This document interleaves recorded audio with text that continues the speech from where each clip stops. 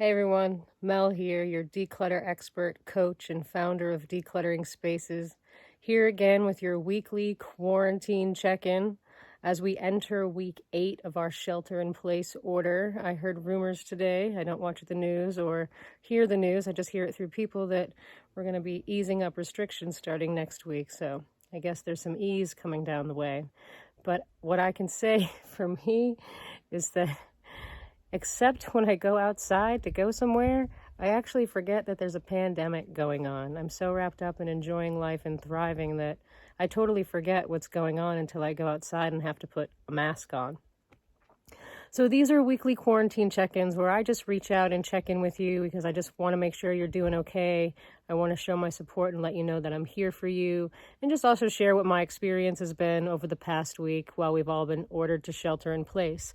Some of us are really struggling and some of us are really thriving.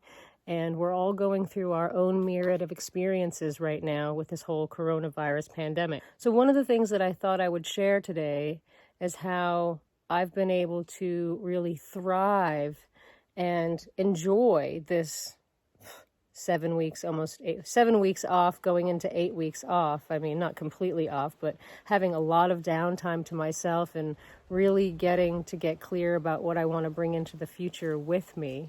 So what I want to share with you today is what has worked for me to help me thrive during this shelter-in-place time where we've been restricted and removed from our friends and family, and so many things have been happening, so many things have been changing, layoffs, firings, people are dying. There's so many things happening in the world and so much turmoil, but also so many good things happening depending on what's going on.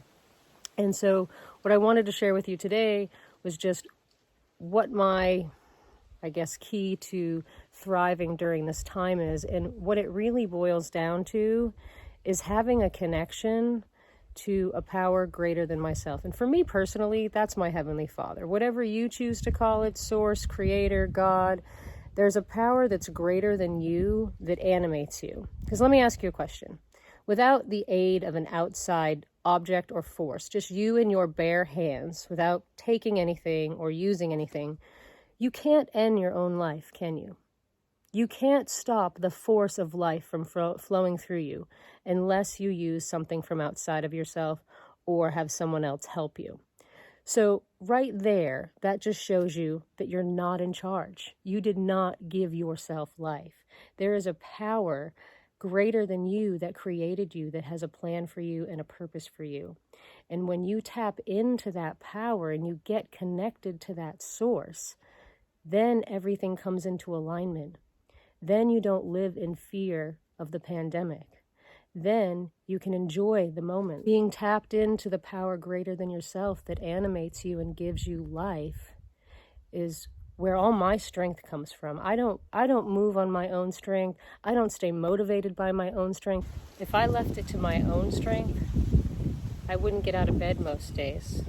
I wouldn't be able to stay consistent in the things like my morning routine or eating the way I do or making sure I get out and hike and take care of myself. I don't rely on my own strength.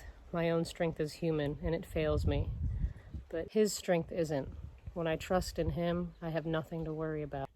I turn my life over on a daily basis to a power greater than myself, my Heavenly Father. When I can do that, when I turn it over, is when the peace and the joy that are incomprehensible and ineffable come over me. And it's when I try to take back control and try to run things and figure everything out that I start feeling fear and stress and anxiety. But when I can turn it over, everything always works out way better than I could have imagined. Because my view is so small. It's so small. It's so limited. But his view is so much bigger. And I trust his purpose for me on a daily basis. And so what gets me through every day, no matter what situation it is that we're in, is knowing that I turn my life over every day to my Heavenly Father.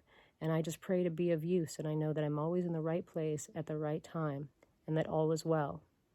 So whatever you call it, whatever you believe in, get connected and stay connected. Remove the clutter that interferes with that connection for you, whatever it is.